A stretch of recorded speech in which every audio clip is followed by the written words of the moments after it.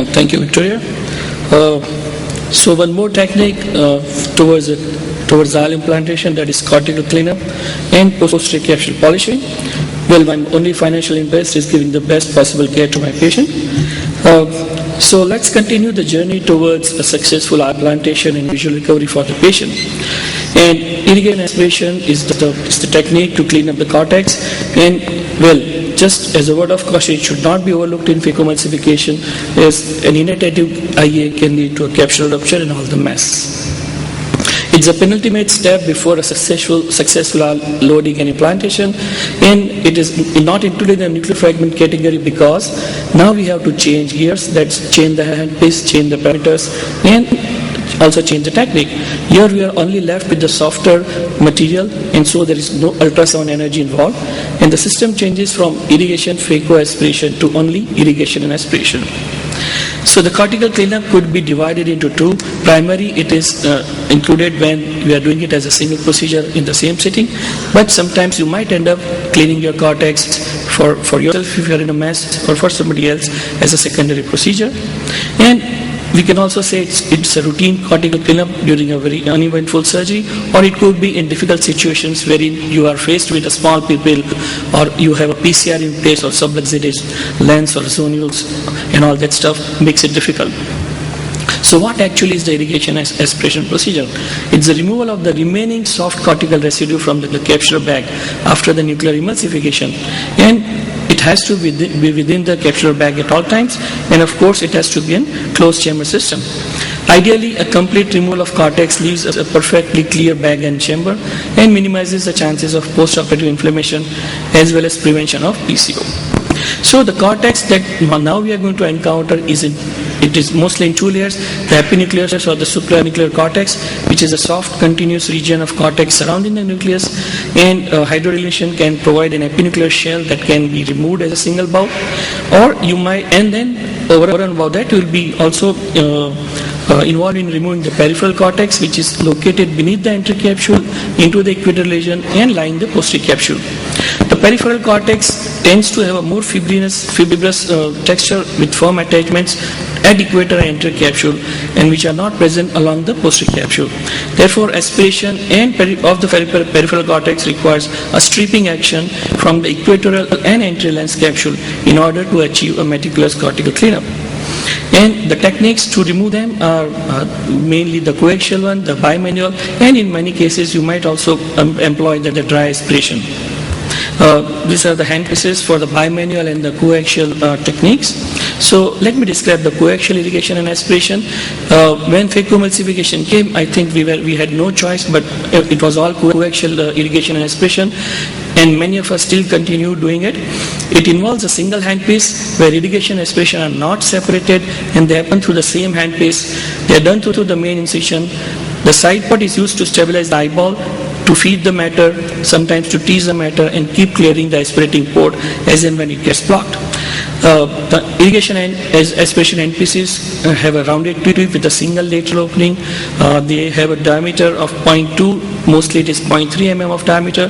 They could either be a straight tip, angle tip, which is 4493, or a curved tip. And this angle is especially useful for irrigating, aspirating the subincisional matter. And the irrigation ports are always 90 degrees away from the aspiration port, as seen in this figure. The advantages are this: you don't have to make any extra port. It is a time-tested and reliable matter for many years. But the biggest disadvantage, as we understood, is there is a leaking wound because of the disparity in the size of the phaco probe and the irrigation aspiration probe. There is more trauma to the primary wound. Subincisional cortex is always or usually a challenge. There is more chamber fluctuation, and the most important thing is you cannot and you should not try a coaxial irrigation aspiration in a case where you have a PCR.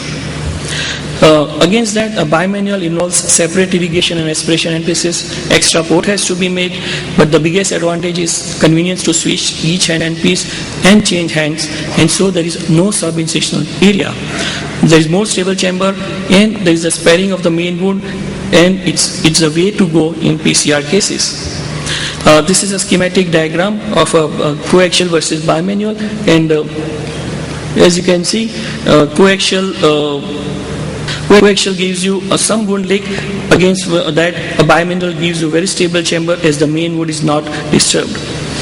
The usual parameters of a cortical cleanup are a flow rate of 30 to 32 and a vacuum of 400 to 500 millimeters of mercury.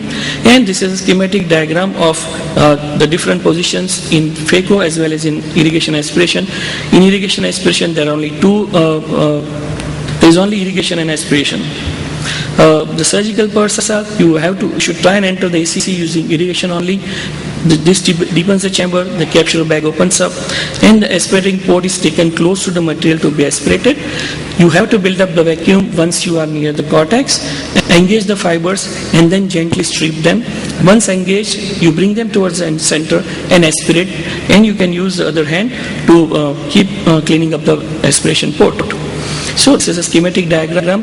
Mind you, the aspiration port should never do a blind procedure. Always keep an eye on the aspirating port because that's a place where something can go wrong.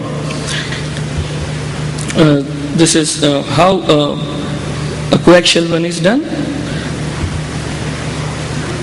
This is a curved tip.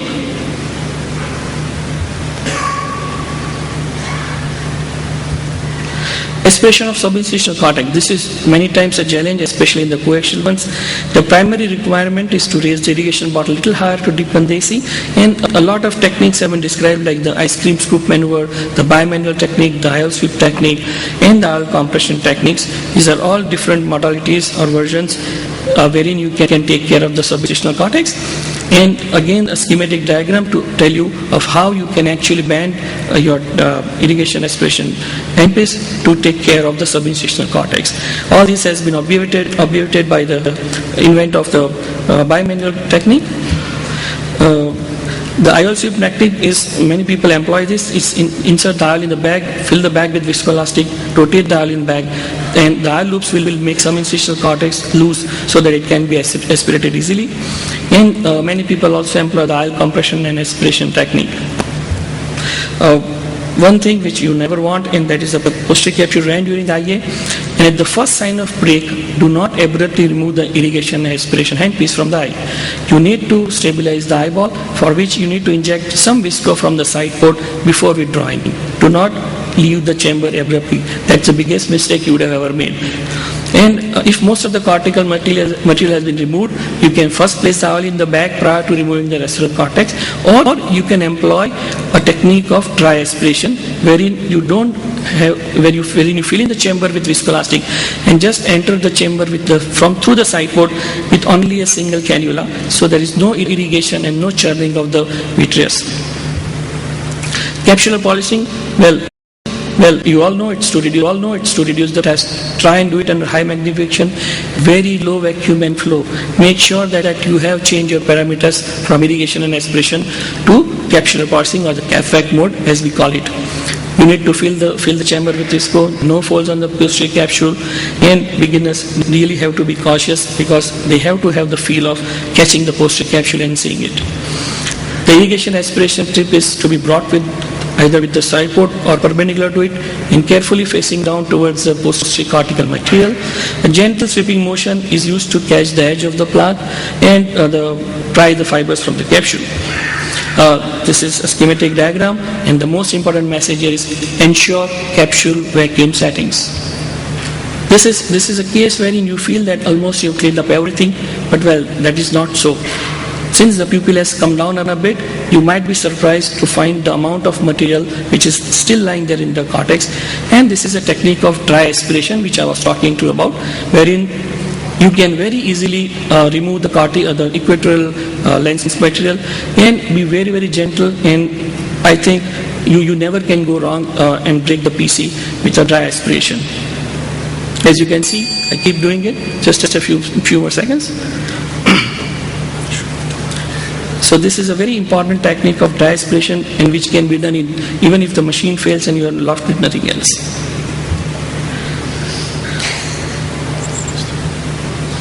Okay, this is a procedure where I mentioned before, this is a secondary cortical cleanup. You ended up in a mess, or it's somebody else's case, and you have to actually clean out this cortex from the chamber. you do not know this, whether the post capsule is intact or not. So you cannot go with your irrigation aspiration.